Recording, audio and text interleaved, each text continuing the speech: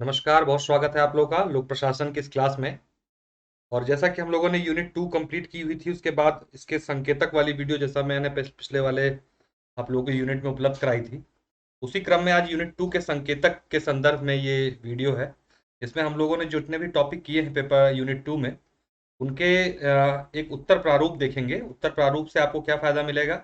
उसका लाभ ये है कि जब भी आपको एग्जाम में जाना होगा, एग्जाम देना होगा, तो आप अगर इन उत्तर प्रारूपों को अपने साथ रखेंगे तो आप तेजी से रिवीजन कर लें। क्योंकि ध्यान दीजिएगा, क्वेश्चन कुछ भी पूछता है, चाहे उसकी भाषा कुछ भी हो, वो उसका मूल में कुछ होता ही होता है जो आपको लिखना ही होता है। तो आपको वो चीजें जो है जरूर से आपको वहां पर रखनी पड़ेंगी, ताकि आप लोगों को जब आंसर फॉर्मेट करो अपना, तो आपको ये पता हो कि ये चीजें जो है इस उत्तर में होनी ही होनी। तो उससे क्या होगा, एक एनरिचमेंट आएगा आपके आंसर में और नंबर आपको बेहतर मिलेंगे। तो जैसा मैंने बताया आप लोगों को कि आपको कोई भी क्वेरी हो, कहीं एडमिशन रिलेटेड दिक्कत आ रही हो, एडमिशन के लिए इस नंबर पर आप संपर्क कर सकते हैं। और लोक प्रशासन में आपको कुछ समझ में नहीं आ रहा, कोई डाउट हो रहा हो, तो इस नंबर पे आप मुझसे संपर्क कर सकते हैं, ताकि आप लोगों को कोई भी डाउट जो हो क्लियर करने में आसानी मिलती है। ये दो नंबर हैं, दोनों नंबर पर संपर्क कर सकते हैं आप। तो सबसे पहला जो उत्तर संकेतक वाला सवाल है वो टेलर के ऊपर है, जो वैज्ञानिक प्रबंधन संबंधित है। अलग अलग प्रकार से सवाल पूछे गए हैं, जिसमें पहला सवाल है आपका, टेलर के वैज्ञानिक प्रबंधन सिद्धांत से आप क्या समझते हैं? प्रशासनिक सुधारों के क्षेत्र में इसका क्या योगदान है? दूसरा है, आज का प्रयास सीमाओं के बावजूद वैज्ञानिक प्रबंधन ने लोक प्रशासन को अत्यधिक प्रभावित किया है। कुल मिला के लोक वैज्ञानिक प्रबंधन ही पूछ रहा है आपसे। लोक प्रशासन अध्ययन में टेलर के योगदान का परीक्षण कीजिए, उनके सिद्धांतों का आलोचनात्मक व्याख्या कीजिए। प्रबंध के अपवाद के विचार में टेलर, मतलब कुल मिला के टेलर के प्रबंध, टेलर के वैज्ञानिक प्रबंधन की जो दृष्टिकोण था, सिद्धांत था, वो आपको मतलब कि उसमें क्या क्या चीजें होनी चाहिए, वो समुचित रूप से आपको इस उत्तर संकेतक में देखने को मिलेंगी।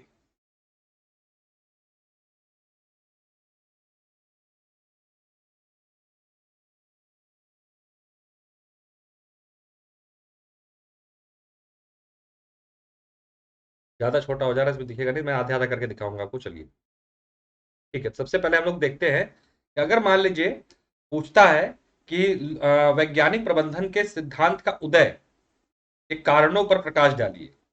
आप उस पे जो है हेडिंग बना बना के इसके बारे में आप लिखेंगे। अलग अलग प्रकार से क्वेश्चन आते हैं, दो क्वेश्चनों को मिला के आता है, जैसे कि वैज्ञानिक प्रबंधन के सिद्धांत के उदय और वैज्ञानिक प्रबंधन के तथा उसके दर्शन पर प्रकाश डालिए, तो ये दोनों मैच करके क्वेश्चन बना सकता है।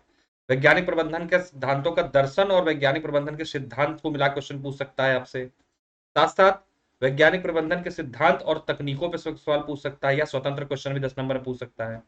तकनीकें और आलोचना में हमेशा स्वतंत्र सवाल आता है, तो ये आलोचना किसी के संग नहीं आती। तो या तो सिद्धांत तकनीक अलग अलग या इकट्ठे, का दर्शन और सिद्धांत एक साथ या अलग अलग, या उदय, ये सब अलग अलग तरीके से और इकट्ठे भी पूछे जाते रहे हैं एग्जाम। तो क्योंकि 15 नंबर का सवाल है, तो मैक्सिमम जो चांसेस अब बनते हैं वो बनते हैं कि 15 15 10 में जो है अलग अलग टॉपिक के, जैसे एक में सिद्धांत पूछ दिया, एक में तकनीक पूछ दी, और एक में आलोचना पूछ दिया, दर्शन पूछ दिया। तो इस तरीके से बांट कर भी पूछता है। तो हम लोग सबके देखेंगे, अगर उदय के बारे में सवाल पूछता है तो आपको क्या क्या जरूर अवश्य रूप से कि क्या कारण थे वैज्ञानिक प्रबंधन के उदय के। सबसे पहले क्या था? सीमित उत्पादन। जो संगठनों में या किसी फैक्ट्रियों में जो उत्पादन सीमित हो रहा था, उस बहुत बड़ा कारण था, क्योंकि अब उसकी वजह से क्या हुआ, उद्योगों को नुकसान हो रहा था, औद्योगिक क्रांति का दौर था। तो जो उत्पादन लिमिटेड हो रहा था, उसका उसने बहुत ज्यादा प्रभाव डाला कि कुछ ऐसा हो कि जिससे क्या नाम है कि उत्पादन बढ़ाया जा सके। तो वैज्ञानिक पद्धति की शुरुआत की जो मूल कारण था वो था उत्पादन में कमी। उसको हेडिंग बना के आप डिटेल करेंगे। फिर रूल ऑफ थंब, ये क्या है?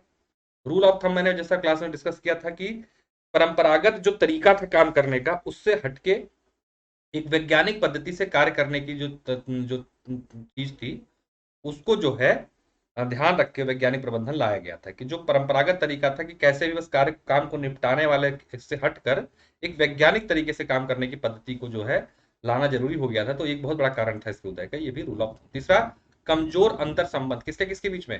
श्रमिक और मैनेजर के बीच में।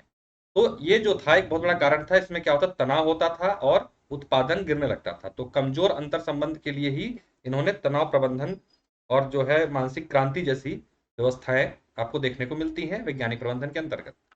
एक कारण ये भी हो गया। सिस्टमैटिक व नेचुरल सोल्डरिंग, इसमें क्या था कि जो परंपरागत व्यवस्था थी, उसमें जो एक शब्द इन्होंने ये इस्तेमाल किया था नेचुरल सोल्डरिंग का। सोल्डरिंग मतलब वही जो आप समझ रहे हैं, उसी को एक यहाँ पर थ्योरी के रूप में उन्होंने दी हुई थी। इसका कोई बहुत खास ठोस आधार तो नहीं है, लेकिन आप फिर भी लिख सकते हैं इसको।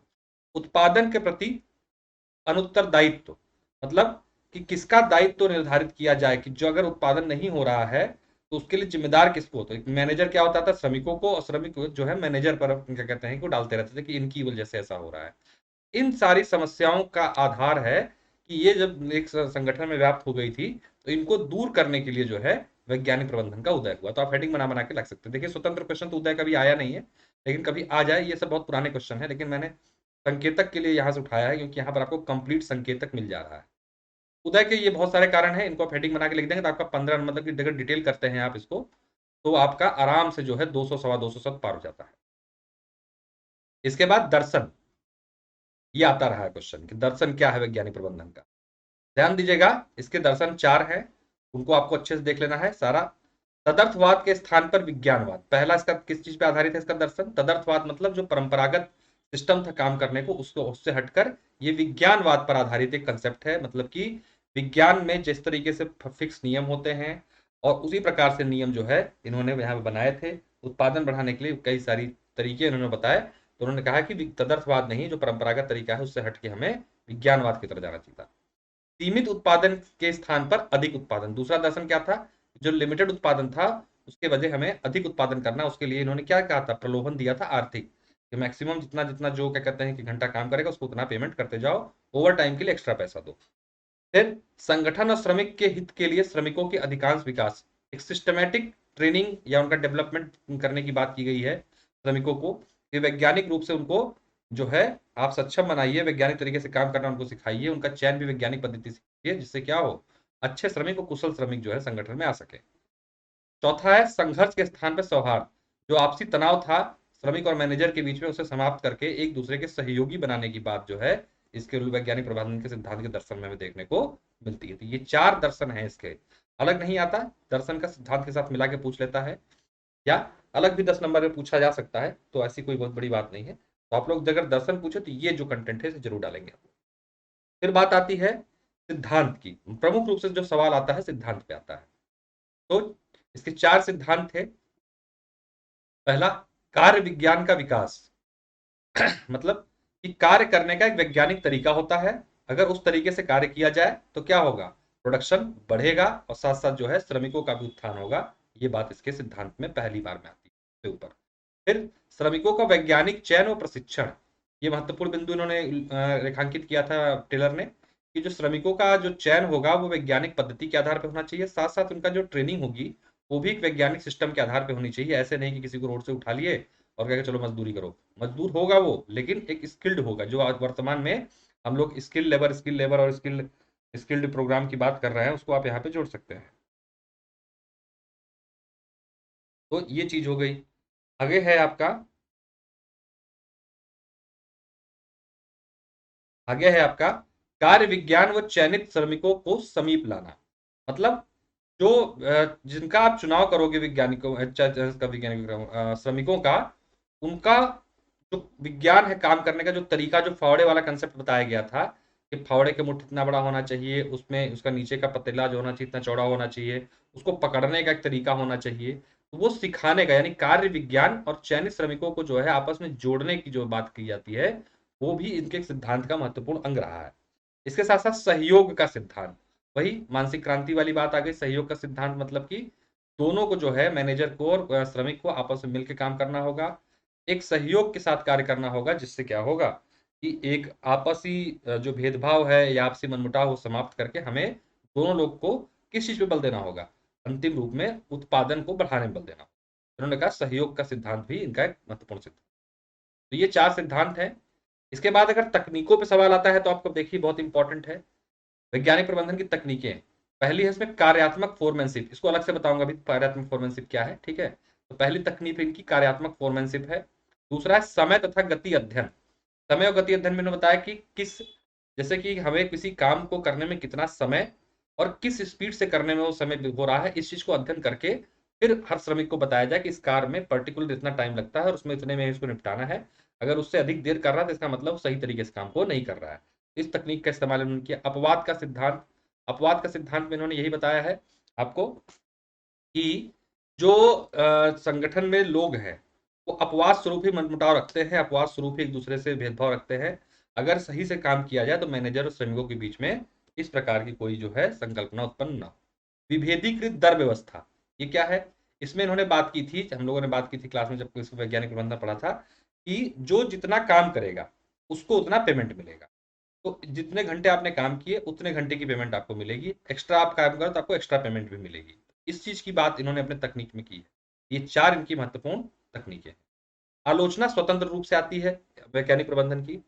तो देखिए, आलोचना को आपको आर्टिकुलर भागों में बांट के, मैंने क्लास में भी करवाया था, उसी तरीके से आपको लिखना भी है कि इन्होंने जो है भागों में बांटा है। श्रमिक संघों ने, अलग अलग लोगों ने आलोचना की। सबसे पहले श्रमिक संघों ने आलोचना की, कहा कि इसके माध्यम से क्या हुआ कि सामूहिक सौदेबाजी की जो भावना है वो क्षीण हो गई। क्यों? क्योंकि इसमें कुछ लोग जो है अपना अपना फायदा देखने लगे, सब मजदूर इकट्ठे नहीं हो पा रहे थे। कारण क्या था कि भाई उनको एक्स्ट्रा मजदूरी मिल रहे थे, वो काम कर लेते थे, कुछ लोग को नहीं हो पा रहा था। तो उसमें क्या होता था, जिसको तो एक दूसरे को बस काट मार की सीरीज बन हो गई, भाई पैसा देके लालची बना दिया आपने, तो वो सोच रहे कि चलो 4 घंटे और एक्स्ट्रा कर लो, कोई दिक्कत नहीं। तो इससे जो एक संघ वंग बनते थे श्रमिकों के, वो टूटने लगे थे। दूसरी, किसकी शिकायत थी, आलोचना करते थे? श्रमिकों द्वारा। इसमें क्या कहा श्रमिकों ने कि शोषण हो रहा है, मशीनों के भांति कार्य कराया गया। दूसरा, प्रेरणा शक्ति की कमी, क्योंकि सिर्फ आर्थिक प्रेरणा स्रोत का इस्तेमाल किया गया, पैसा देते जाओ मजदूर काम करता जाए, जबकि ये सफल हो गया। अलोकतांत्रिक कार्य परिस्थितियां, बहुत ही ज्यादा केंद्रीकृत व्यवस्था थी, सिर्फ डायरेक्शन मिलता था कि हाँ ये करना है तो करना है, इतने घंटे में करना है, इतने मिनट में करना है, इस तरीके से करना है। ये जो थी। वेतन की कमी कब है, आपको निश्चित समय और बता दिया गया था, टाइम कितने घंटे में इतनी बोरी भरी जाएगी, इस तरीके से फिक्स था सब कुछ। तो ऐसे में क्या था कि अगर आप उस समय पीरियड को नहीं क्रॉस कर जाते थे तो आपकी कटौती होनी शुरू हो जाती थी। तो ये समस्याएं जो है श्रमिकों के द्वारा देखी गई, इसलिए श्रमिक जो थे इसकी आलोचना इन आधारों पर करते थे। प्रबंधक, भारी निवेश की आवश्यकता है। जब उनको ट्रेनिंग दोगे आप और इस तरीके के साइंटिफिक वे में काम करवाओगे तो एक अच्छा खासा निवेश आपको संगठन में करना पड़ेगा। तो प्रबंधक इस आधार पर आलोचना करते हैं। प्रबंधकों की जिम्मेदारी बढ़ी। क्यों? क्योंकि इन्होंने कहा था कि प्रबंधकों को भी जिम्मेदारी लेनी पड़ेगी, और साथ साथ जो उत्पादन बढ़ने में समस्या आ रही है उसमें सिर्फ और सिर्फ श्रमिक जिम्मेदार नहीं होंगे, प्रबंधक भी जिम्मेदार होंगे। तो उन्होंने कहा कि एक तरीके से हमारी जिम्मेदारियां बढ़ी हैं, इस वजह से भी इसकी आलोचना इन्होंने की। विचारकों ने किस आधार पर आलोचना की? साइमन और मार्क ने से कहा शारीरिक संगठन का सिद्धांत। कुल मिलाकर इन्होंने कहा कि मशीनीकृत व्यवस्था है ये, श्रमिकों को मानव न समझ के मशीन समझ के काम कराया जा रहा है। पॉलेट और सेल्डन ने मानवीय तत्वों की अपेक्षा, सेम बात इन्होंने भी कही कि पूरी तरीके से मानवीय तत्वों की अपेक्षा कर दी गई। मनुष्य जो श्रमिक हैं उनको मशीन की तरह, औजार की तरह काम लिया जा रहा है, सिर्फ पैसे के आधार पर उनको प्रोत्साहित करने की कोशिश की जा रही है।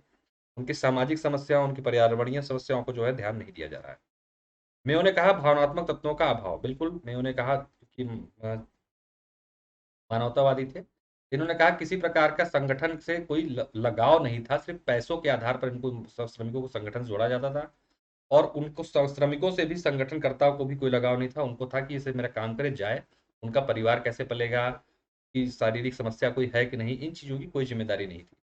तो इस आधार पर भी इसकी आलोचना का बंद सिद्धांत था और यांत्रिक सिद्धांत। वही बंद सिद्धांत मतलब क्लोज्ड जो सिद्धांत होते हैं वो कहा जाता है कि उसमें जो है किसी प्रकार का परिवर्तन आसानी से नहीं हो पाता।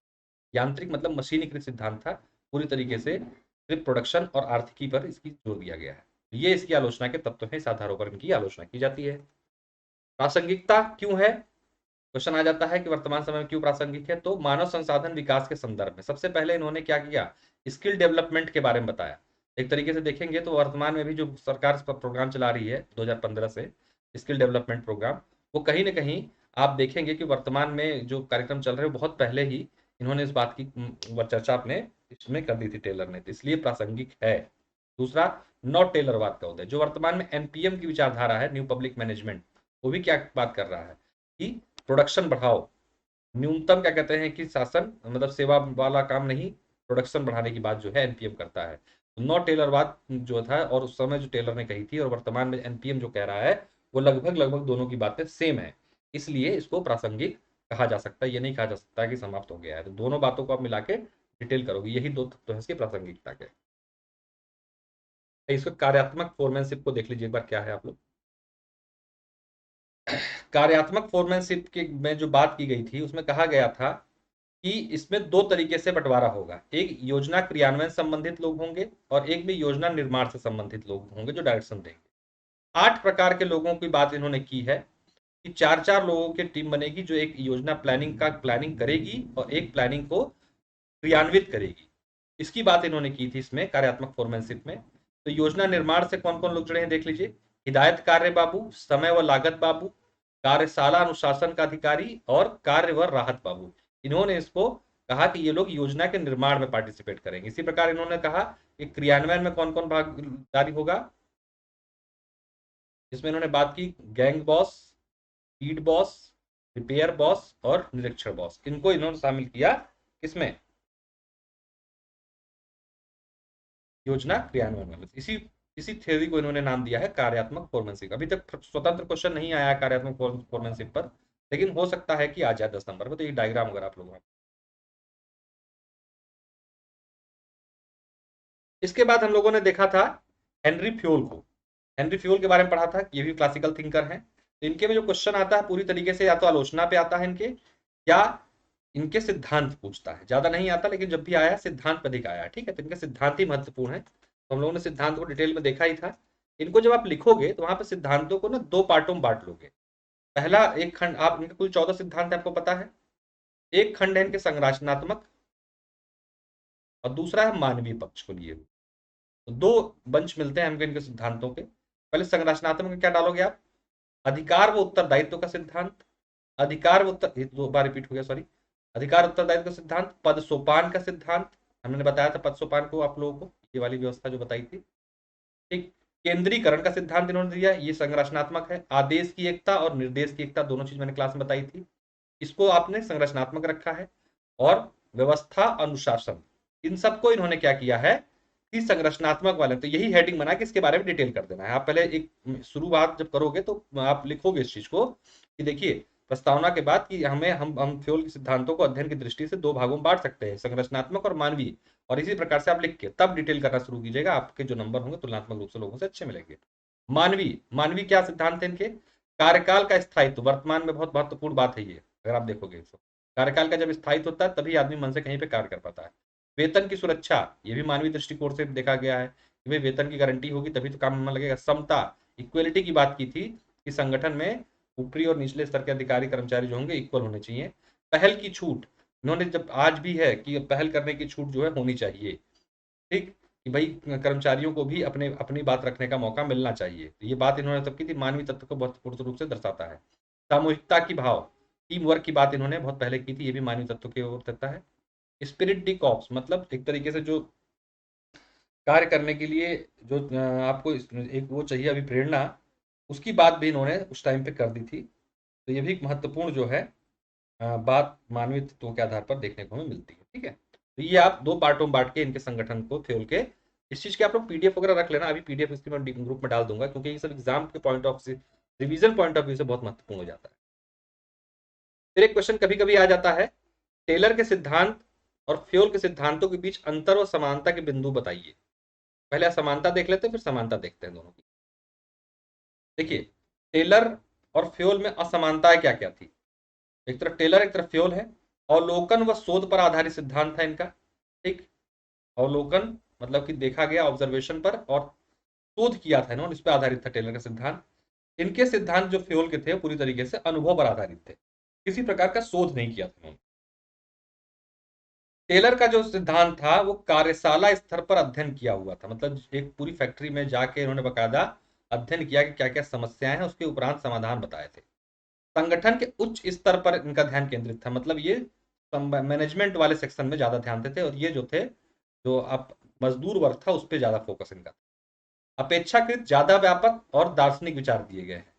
इनका सिद्धांत टेलर का व्यापक था और दार्शनिक रूप से, जैसे एक पूरा आपने क्वेश्चन देखा दर्शन के ऊपर इनका कि दर्शन क्या है इसका।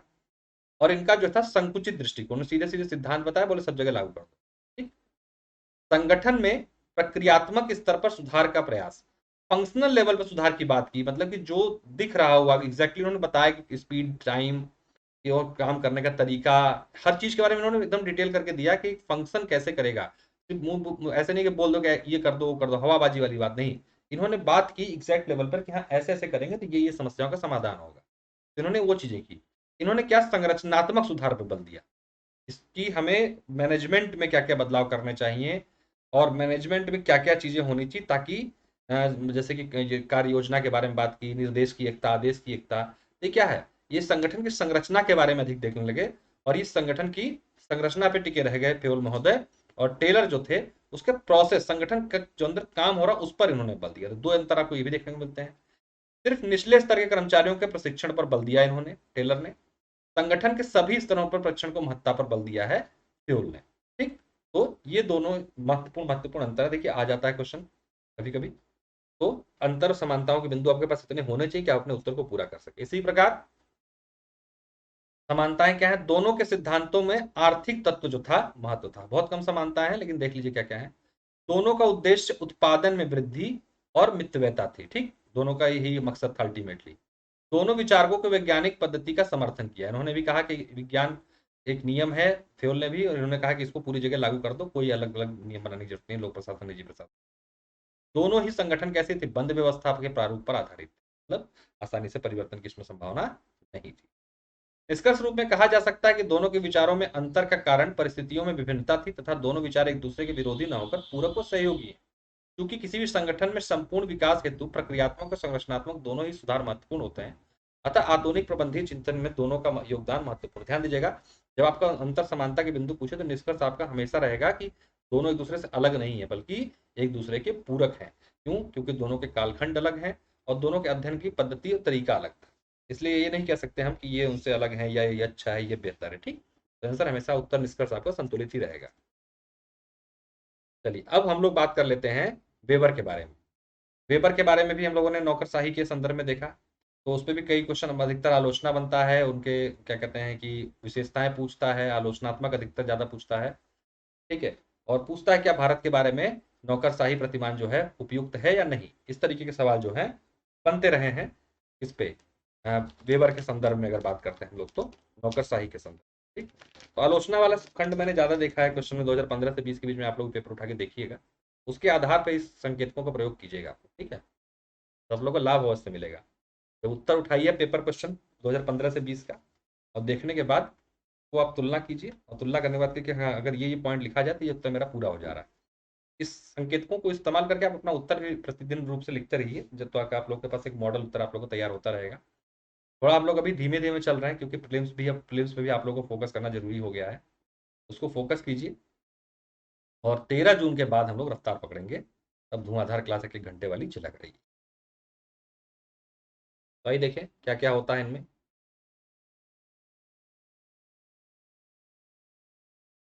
देखिए सबसे पहले क्या है, सिद्धांतों की विशेषताएं जरूर पूछता है वेबर क्वेश्चन कई बार, के वेबर के नौकरशाही सिद्धांत की विशेषताएं बताइए। तो इनकी कुछ विशेषताएं थी, उनको आपको जरूर लिखना होगा। निर्व्यक्तिकता, मतलब कि जो इस पद पर जुड़ेगा, जो नौकरशाह होता है, वो निर्व्यक्तिक रूप से, मतलब अपना व्यक्तिगत हित को हटा के सामूहिक हित पर काम करना शुरू करता है।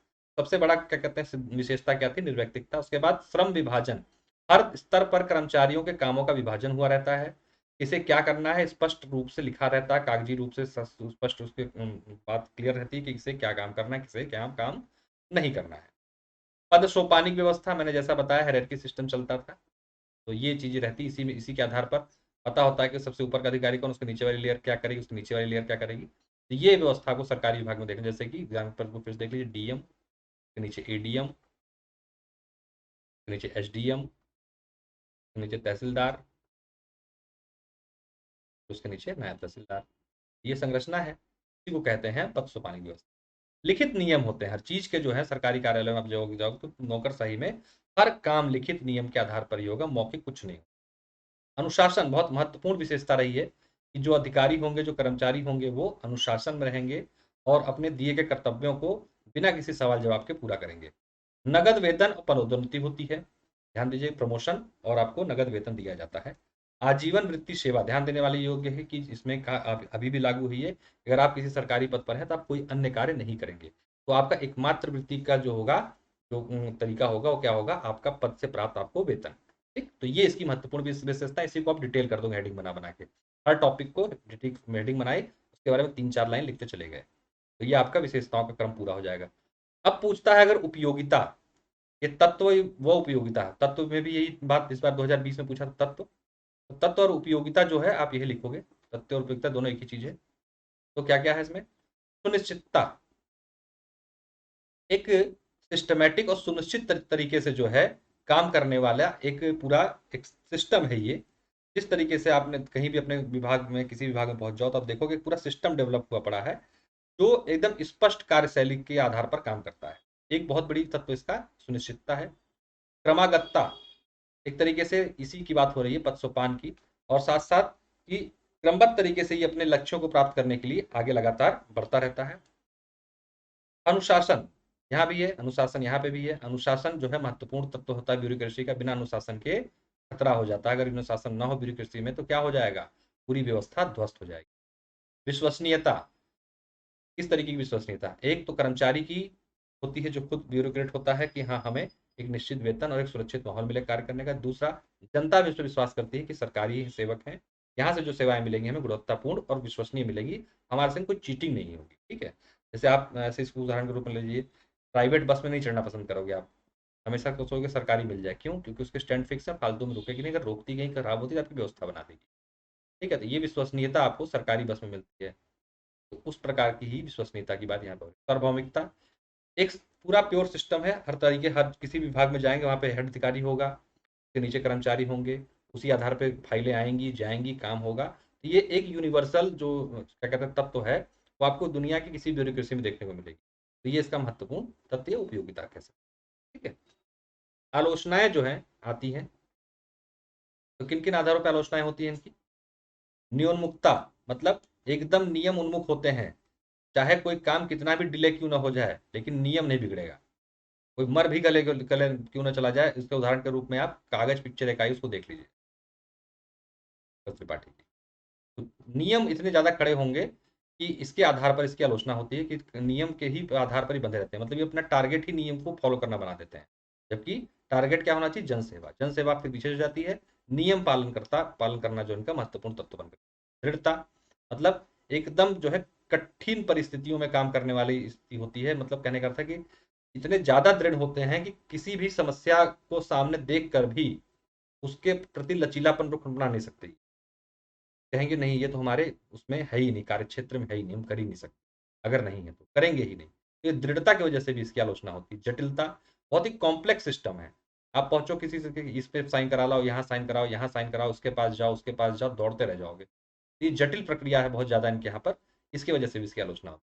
मानवीय तत्व की अपेक्षा होती है, वही मैंने जैसे बोला कि इतना जटिल और इतना दृढ़ व्यवस्था है कि अगर कोई बुजुर्ग व्यक्ति गया है, मान लीजिए इस तरीके से समझिए सामान्य जाति का है और वो बहुत ही गरीब है वो, लेकिन उसके पास उसको क्या कहते हैं कि चाहिए कोई राशन, लेकिन क्योंकि वो राशन की व्यवस्था सिर्फ कैटेगरी वर्ग के लोगों के लिए आवंटित की गई है तो वो नहीं मिलेगी उसको। तब क्या हो रहा है, भाई उसकी स्थितियां बहुत खराब है, वो हो सकता है बीमार भी है नहीं चल सकता, लेकिन क्योंकि वो व्यवस्था है ही नहीं उनके लिए, उनको मिलेगी ही नहीं, वो फिर उनको जाना ही पड़ेगा वापस, कोई वहां पर समझौता नहीं है। ठीक है, तो इस तरीके के मानवीय तत्व की अपेक्षा होने के कारण भी इसकी आलोचना होती है। आनुभाविकता पर आधारित, इनके जो कार्य शैली करने की वो अनुभवों पर आधारित होती है, कोई रिसर्च नहीं होता किसी चीज के पीछे। एक चीज बन गई नियम के रूप में अनुभविक रूप से तो वो लगातार लगातार लगातार चलती चली जाती है, उस पर कोई शोध नहीं होता, उस पर कोई रिसर्च नहीं होती, उस पर उसको सुधार करने की कोई इनमें हमें ललक भी देखने को नहीं मिलती। तो इस आधारों पर आप इनकी आलोचनाओं को, इनको हेडिंग बना बना के डिस्क्राइब कर सकते हैं। फिर पूछा जाता है कि क्या वेबर की नौकरशाही प्रासंगिक है वर्तमान समय में या भारत जैसे देश में, तो आपको क्या लिखना है। अधिकांश विकासशील देशों में अब भी विद्यमान है, जो वेबर ने बताई है नौकरशाही के गुण, ऊपर आपने देखा विशेषता या गुण, वो आप जाके देख लो, आपके यहाँ हूँ बहू आपको अपने आसपास जो भी ऑफिस में पहुंच जाओगे देखने को मिले। तो वर्तमान जितने भी अधिकांश विकासशील देश हैं इस सिस्टम को फॉलो किए हुए, तो जाहिर सी बात है प्रासंगिक तो है। अन्य नौकरशाही सिद्धांतों से अधिक संतुलित और व्यवस्थित है, जैसे फ्रांस वगैरह का जो ड्रग सिस्टम है उनसे ज़्यादा जो बेहतर है, संतुलित है, व्यवस्थित है, और एक सिस्टम के तहत ही काम करता है, इसलिए प्रासंगिक है। तो ये आपको वेबर के आधार पर इन बिंदुओं को जरूर लिखना है। फिर हमने बात की ऑर्थन प्रयोग और एल्टन अरे सॉरी ऑर्थन प्रयोग और उनके प्रासंगिकता के बारे में, कि कैसे एल्टन मेयो ने संगठन में मानवीय संबंध के सिद्धांत को ढूंढा, क्या क्या उन्होंने किया। इनके दो तीन प्रकार से क्वेश्चन आते हैं, सीमाएं गुण, साथ में इनका जो प्रयोग है उस पर प्रकाश डालने के लिए आ जाता है। ठीक है, उन सबके बारे में देख लेते हैं एक बार हम लोग क्रमबद्ध तरीके से। सबसे पहले प्रस्तावना, तो प्रस्तावना में आप डाल दीजिएगा, कोई भी प्रस्तावनिक चीजें डाल सकते हैं, प्रस्तावना आप अपनी तरफ से बना लीजिएगा। मेयो द्वारा प्रतिबंध 9 प्रवर्तक हैं, संरचना के परे मानवीय संबंध पर पहली बार कोई ध्यान दिया था, क्लासिकल थिंकर होते हुए भी। उदय, उदय के कारणों में देखिए क्या है। 1920 के दौरान इसका उदय होता है। टेलरवाद का नकारात्मक असर, जो आर्थिक पहलू की बात इन्होंने टेलर और फ्योल ने की थी, उसको खत्म करने के लिए मेनली जो है इसका उदय हुआ था। अनुपस्थितिवाद, और एक बहुत बड़ा कारण था कि पैसा देने के बाद भी जो था संगठन वहां पर जहाँ पे कोई क्या क्या बोलते हैं फैक्ट्रियों में या फिर वहां पर संगठनों में अनुपस्थिति बहुत बढ़ गई थी। इसका पीछे का कारण पता लगाने के लिए जो है इसका उदय हुआ कि आखिर ऐसा क्या कारण है। ये मूल है 3 कारण। एक तो टेलरवाद का नेगेटिव इफेक्ट 1920 के दौरान उदय हुआ। जो संगठनों में अनुपस्थित हो रहे थे कर्मचारी या लेबर, वो उनका क्या कारण था, क्यों नहीं आ रहे थे, उन चीजों को ध्यान देने के लिए इसका उदय हुआ। हार्थन प्रयोग इन्होंने किया, जैसा कि आपको पता है मूल रूप से हार्थन प्रयोग पे स्वतंत्र सवाल आता है कि हार्थन प्रयोग पर टिप्पणी कीजिए। तो इन्होंने 4 जो है वो किए थे, जैसा मैंने डिटेल में क्लास में बता दिया है आपको। इसमें पहला उन्होंने किया था महान प्रदीप्ति सिद्धांत, जिसे 24-27 के बीच में इन्होंने किया था। इसमें इन्होंने क्या किया था, प्रकाश को बढ़ाया और घटाया गया लड़कियों के समूह पर और देखा कि इसका क्या फर्क पड़ता है उनके उत्पादन पे। तो देखा इन्होंने कोई खास फर्क इसका जो है नहीं दिखाई दिया हमको। रिले असेंबली, इसमें जो है इन्होंने क्या किया कि उनको लड़कियों को ही अब ब्रेक देने लगे थे कि ब्रेक दो, ब्रेक देने के बाद आपस में खाना पीना ये सब चीजें हुआ, तो कुछ प्रोडक्शन में इनको बढ़ता हुआ दिखाई दिया। गहन साक्षात्कार में इन्होंने देखा कि मनुष्य जो है सामाजिक प्राणी है। लोग बताया कि हम लोग इसलिए नहीं आते क्योंकि हमें हमारे सिर्फ पैसे से ही नहीं, हमें मान सम्मान की समस्या है, हमारे हमें हमें सामाजिक सुरक्षा उपलब्ध नहीं है, हमारी क्या कहते हैं कि घर में दिक्कतें हैं, उसकी वजह से हम टेंशन में रहते हैं। तो ये सारी चीजें इन्होंने एक गहन साक्षात्कार के माध्यम से जानकारी इकट्ठा की कर्मचारियों से। बैंक वायरिंग प्रयोग इन्होंने किया।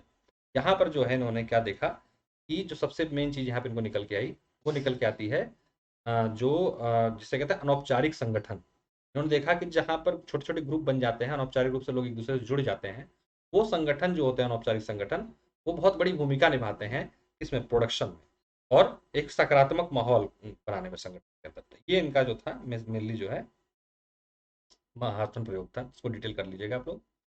इनके तत्व क्या थे, कभी कभी स्वतंत्र सवाल आता है कि अर्थन प्रयोग के मूल तत्व क्या है।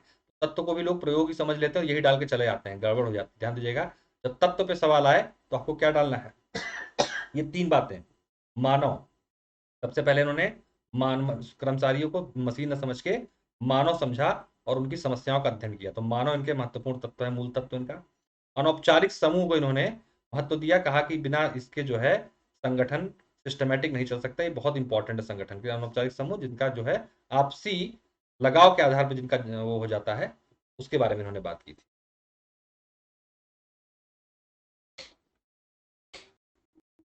ठीक, के बाद इसके बाद तीसरा है सहभागी प्रबंधन। उन्होंने सहभागी प्रबंधन की बात की। सहभागी प्रबंधन का क्या मतलब हुआ कि जिसमें उन्होंने कहा कि कर्मचारियों को और जो आपके प्रबंधक वर्ग हैं इनको मिल के काम करना चाहिए, जिससे क्या होगा, उनको भी अपने क्या कहते हैं होने का एहसास होगा कर्मचारियों को, साथ में उनको भी उनके मान सम्मान में वृद्धि होगी, तो संगठन को अपना मानेंगे और इस आधार पर संगठन को आगे बढ़ाने में सहयोग करेंगे। ये मूल तत्व और प्रयोग में अंतर समझिएगा, कभी कभी दोनों मिला के पूछ देता है और तत्व पूछता है तो लोग हार्थन प्रयोग लिख के चले आते हैं। तो अंतर को समझ के जब क्वेश्चन को देख लीजिएगा, तत्व पूछा है कि प्रयोग पूछा है, उस हिसाब से उत्तर दीजिएगा। अगर तत्व ये पूछे ना तो ये इतने डायग्राम बना के प्रयोग बता के चले आइए, ऐसा नहीं कि इसको लिखना ही मत है। लिखो, मेन आपका इस पर जोर रहेगा, इसको डायग्राम बना के इतने पे भी छोड़ के चले आओगे ना, तब भी समझ में आ जाएगा कि हाँ इसको पता है। आलोचना किस बात पे होती है इनकी, आलोचना किस बात पे होती है,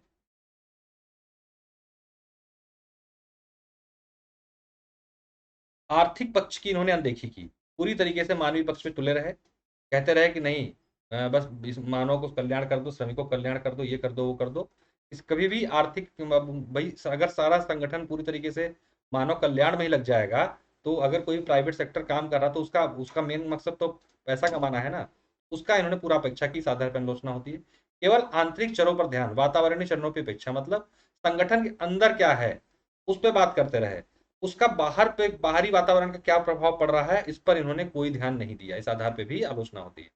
औपचारिकता और अनुशासनहीनता में अंतर नहीं कर पाया। अनौपचारिकता, अनौपचारिक समूह को इतना ज्यादा छूट दिए कि वो अनुशासनहीन हो जाते थे और इस चीज में अंतर करना ये भूल गए कि अनौपचारिकता की सीमा होनी चाहिए, इस लेवल तक अनौपचारिकता बर्दाश्त की जाएगी, उसके ऊपर वो अनुशासनहीनता, इस बीच में अंतर नहीं कर पाएगी, इस आधार पर भी आलोचना होती है। फिर क्वेश्चन आ जाता है स्वतंत्र रूप से प्रासंगिकता, क्या वर्तमान में मेयो प्रासंगिक है? तो बिल्कुल, क्योंकि ये व्यवहारवाद जो वर्तमान सिस्टम चल रहा है उसके अग्रदूत माने जाते थे, क्लासिकल थिंकर, लेकिन इन्होंने बात मानवीय पक्ष की, तो व्यवहारवादी के अग्रदूत। अगले यूनिट में हम लोग व्यवहारवाद पढ़ेंगे। वर्तमान लोकतांत्रिक समाज हेतु प्रासंगिक, जैसा हमारा वर्तमान, जैसे आप देखोगे अभी भी, तो हमारे आर्टिकल में भी लिखा है डीपीएसपी में कि भागीदारी होनी चाहिए कर्मचारियों की, ठीक। और कर्मचारियों के बारे में डीपीएसपी में बहुत सारी बातें लिखी, समान कार्य के लिए समान वेतन, ये सब बातें जो की गई हैं वो देखेंगे तो हमारे वर्तमान में जो लोकतांत्रिक समाज है उससे बहुत नजदीक देखने को मिलते हैं, इसलिए प्रासंगिक। औद्योगिक लोकतंत्र की स्थापना में सहायक, जो औद्योगिक में शोषणकारी प्रवृत्ति जब चल रही थी उसके उसको हटाने और लोकतांत्रिक जिसमें मतलब कि मजदूरों को भी एक मनुष्य समझा जाए, उस व्यवस्था को बनाने में इन्होंने महत्वपूर्ण भूमिका निभाई, और जो कि वर्तमान में भी हमें देखने को मिलती है, इसलिए इनको कहा जा सकता है कि वर्तमान समय में प्रासंगिक है। सहभागी प्रबंधन लोकतांत्रिक देशों में श्रमिकों का अधिकार, जैसे कि वर्तमान में लेबर लॉस बनाए जा रहे हैं, बनाए जाए, नई नई श्रम संहिता आई है, उसको भी आप डाल सकते हो उदाहरण के रूप में। तो ये जो है, इसको इन्होंने बहुत पहले पहचान लिया कि भाई प्रबंधन में जो है श्रमिकों की भागीदारी होना और साथ साथ उनके अधिकारों की रक्षा जो है जरूरी है। इस बातें इन्होंने बहुत पहले कर दी थी 1920-24 के आसपास। तो ये बात आज भी प्रासंगिक 100 साल बाद भी है, तो वर्तमान में नहीं कहा जा सकता कि प्रासंगिक नहीं है। तो ये 4 आधारों पर आप इनकी प्रासंगिकता को सिद्ध कर सकते हैं। मेयो के 2 प्रयोग किए गए थे, मैंने बता दिया। वो यहाँ पर एक जगह मैंने लिख दिया है क्या क्या हुआ था, तो ड्रिल कर सकते हैं आप लोग। हार्थन प्रयोग में उन्होंने क्या किया, भौतिक दशाएं, महान प्रकृति में पर्यवेक्षण की प्रकृति में कुछ प्रभाव डाला, रिले असेंबली में अनौपचारिक समूह का योगदान, गहन साक्षात्कार में क्या किया इन्होंने, श्रमिक संगठनों के समग्र सामाजिक मानव माना कि सामाजिक समस्याएं भी हैं, वह बैंक वायरिंग में आर्थिक उत्प्रेरणा को जो है कहा कि सिर्फ सिर्फ पैसे से ही आप उसको मोटिवेट नहीं कर सकते, उनको और भी चीजें चाहिए, श्रमिकों को उनकी सामाजिक समस्याओं को दूर करना होना चाहिए, इनके एक लाइन में दिखा दिया गया।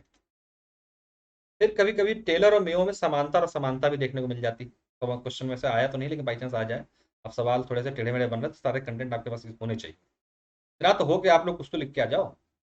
ठीक, तो टेलर जो थे मानवीय संधि आणविक विचार, इनको मानवीय संबंध मानव संबंधों में इन्होंने कोई ज्यादा दिलचस्पी नहीं ली, तो बहुत ही छोटा विचार इनका था मानव संबंधों के बारे में।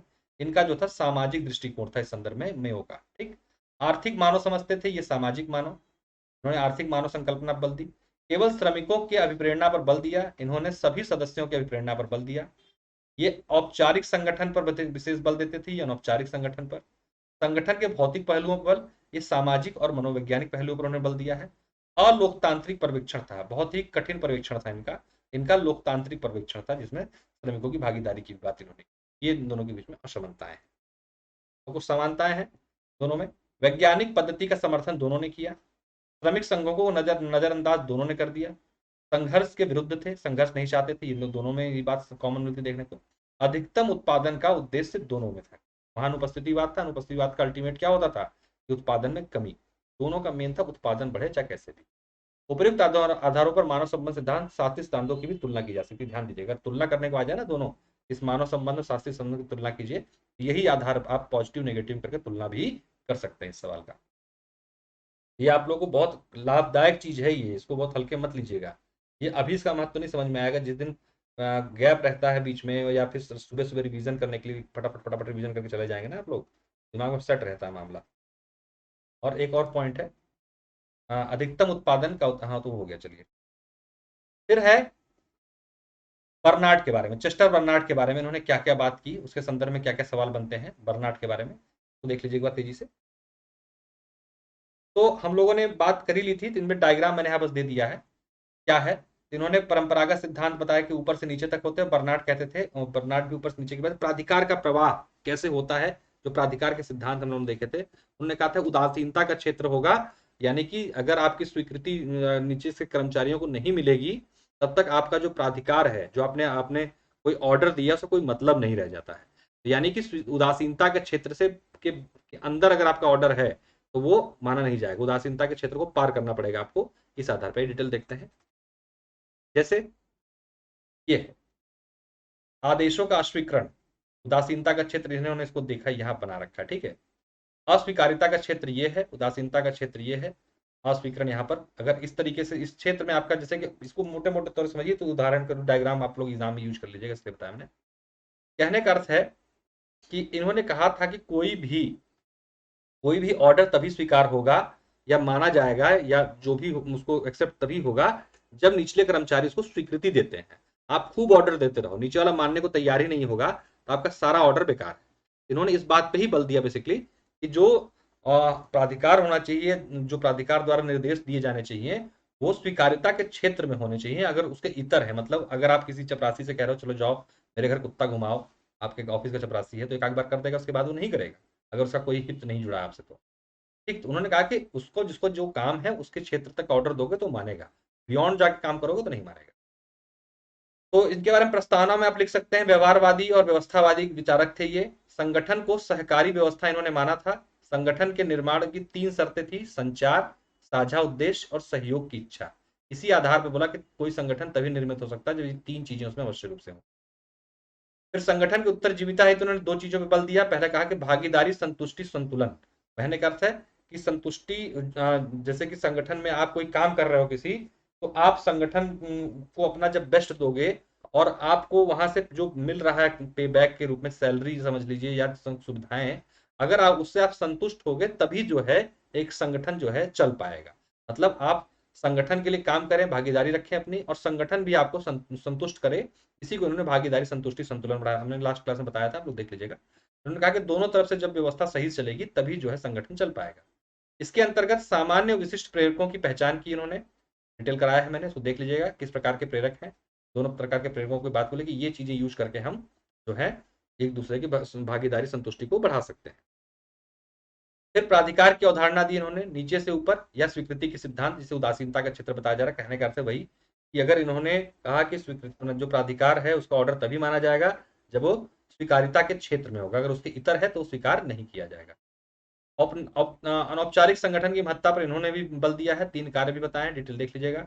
मुख्य कार्यपालिका के कार्य पे इन्होंने बताया है, 3 कार्यों की पहचान की है मुख्य कार्यपालिका की। क्या बताया है? संगठन के संचार को बनाए रखना पहला कार्य है इनका, कार्यपालिका के उन्होंने जो बताया। दूसरा, अधीनस्थों से सहयोग, और तीसरा, संगठन के लक्ष्यों का परिभाषीकरण। इन तीनों आधार पर ही कोई कार्यपालिका का, वैसे कार्यपालिका पर स्वतंत्र सवाल नहीं आता है, ठीक, इसलिए निश्चिंत रहिए। इनका जो सवाल आता है उदासीनता वाले क्षेत्र पर आता है या भागीदारी संतुलन पर आता है, बस। ठीक है, संचार पे भी इनके सब स्वतंत्र सवाल नहीं आते, ध्यान दीजिएगा इस चीज का, नॉर्मल है। तो संचार पे इनके सवाल नहीं है, संचार का अलग टॉपिक है, हम लोग उसको देखेंगे तब वहां पर पढ़ेंगे। संचार पे स्वतंत्र सवाल नहीं आता। आलोचना आती है इनकी। आलोचना में किथ एंड एंड्रयू ने, केनेथ और एंड्रयू ने कहा कि व्यक्तिगत प्राधिकार को कम करने वाला है। मतलब कि इन्होंने कहा कि जो अधिकारी का जो प्राधिकार है उसे रोकता है, वो संकुचित करता है, इस आधार पर आलोचना होती है। अनौपचारिक संगठन की कमियों की पहचान इन्होंने भी नहीं की, जैसे कि मेयो ने नहीं की। उन्होंने जैसे कहा कि अनुशासन इनमें बदल गया। स्वीकार्यता के सिद्धांत से प्राधिकार की अवधारणा कमजोर होती है। अगर आप ये डिसाइड कर दोगे कि ये स्वीकार्य ही नहीं है, तो फिर प्राधिकार का मतलब ही खत्म हो जाएगा ना। प्राधिकार मतलब अगर ऑर्डर देने की बात इतनी कमजोर है तो उसे स्वीकार्यता के आधार पर देखा जाना चाहिए। अगर ये बात हो जाएगी तो फिर ऑर्डर कोई मतलब नहीं रहेगा। बहुत लोग कहेंगे नहीं, हमारे स्वीकार्यता क्षेत्र से तो बाहर है, इस अवधारणा को ये कमजोर करते हैं। इस आधार पर आलोचना होती है। प्रासंगिकता किस आधार पर इनकी? लोक प्रशासन का अंतर विषय बनाया इन्होंने। लोक प्रशासन को जो है एक सब्जेक्ट के रूप में बाहर न निकलते हुए अलग अलग सब्जेक्टों से तुलना करें, सामाजिक सब्जेक्टों से तुलना की है अंतर विषय बनाए से। प्रबंधकीय निर्णय में रणनीति और अवसरवादी तत्वों की पहचान। मतलब उन्होंने कहा कि एक रणनीतिक रूप में कैसे कार्य होना चाहिए, और एक तरीके से सामाजिक विचारधारा का इन्होंने इसमें जो है महत्व प्रदान किया। जैसे कि आज का भाव हमारा क्या है, सेवा भाव है प्रशासन का, उस चीज को इन्होंने उसी समय पहचाना था, इसलिए प्रासंगिक है। आधुनिक विश्व की लोकतांत्रिक भावनाओं के अनुकूल है। जैसे भाई कि भाई यहाँ पर क्या है, भागीदारी पूर्ण होना चाहिए संगठन की व्यवस्था, अपने अधीनस्थों को भी ख्याल रखना चाहिए, अधीनस्थों से उस हिसाब से ही बात करो जितना वो समझ सकें, या उनको उतना ही ऑर्डर देना चाहिए जितना जिसको स्वीकार कर सके। ये क्या है, आधुनिक लोकतांत्रिक भावना है ना, इन्होंने उसी समय जो है इन चीजों पर बल दिया, तो इसलिए कहा जा सकता है कि वर्तमान के समय में भी ये प्रासंगिक है। उसकी डिटेल वीडियो देख लीजिएगा, ये तो मैंने इसलिए कहा कि सडन रिवीजन में बहुत काम आता है। साथ साथ आपके पास एक ऐसा बंच होगा जब आप मेरे साथ जुड़े रहेंगे तो, कि आप जो है तेजी से रिवीजन कर सकते हैं। 1 घंटे में आप लोग प्रशासन लिखने की स्थिति में आ जाएंगे। ऐसी स्थिति में रहने के लिए आपको ये जो मैं दे रहा हूँ आप लोगों को समय समय पर, इसका महत्व को समझते रहिए आप। तो देखिए एडमिशन जिसको लेना है उस पर जरूर इसमें बात कर लें, इस नंबर पर 9453 वाले पर, और ले लें। अभी दूसरी यूनिट समाप्त हुई है, कल से मैं तीसरी यूनिट में काम करना शुरू कर दूंगा। तो आप लोग को तीसरी यूनिट भी उपलब्ध करा दूंगा। और ऑप्शनल में समझ में ना आ रहा हो, कुछ दिक्कत आ रही है, तो आप इस नंबर पर संपर्क कर सकते हैं। दोनों नंबर आप लोग के सामने हैं, इन नंबरों के माध्यम से आप जुड़ जाइए चैनल से। और उसके बाद आपको और भी जीएस के कोर्सेज में एडमिशन लेना हो या और अन्य ऑप्शनल के बारे में कोई जानकारी लेनी हो, तब भी आप 94537750 नंबर पर संपर्क कर सकते हैं। तो ध्यान दीजिए आप लोग। और ऑप्शनल से रिलेटेड कोई इशू आ रहा हो, 7618458882 नंबर पर आप संपर्क कीजिए, मुझसे बात की जाएगी डायरेक्ट आपकी। और कोई दिक्कत आ रही, कोई परेशानी आ रही, कुछ कहना चाहते हो तो आप लोग कह दीजिएगा। तीसरी यूनिट पे वीडियो कल से उपलब्ध कराना शुरू कर दूंगा। हम लोग जो है अभी अप्रैल अप्रैल करते हैं। मई में जैसा आप लोग कहोगे तो थोड़ा सा कंटिन्यू करेंगे, या कहिएगा तो रोकूंगा, ताकि प्रीलिम्स पे फोकस कर लिया जाएगा। ठीक है, अभी अप्रैल तो आएगी वीडियो, काफ़ी चीज़ें अभी होनी है। जैसा आप लोग मई में बताएंगे वैसा उस हिसाब से काम करेंगे। फिर जून में तो ताबड़तोड़ काम चलना ही चलना है प्रीलिम्स के बाद। तो ठीक है, बहुत बहुत धन्यवाद, नमस्कार।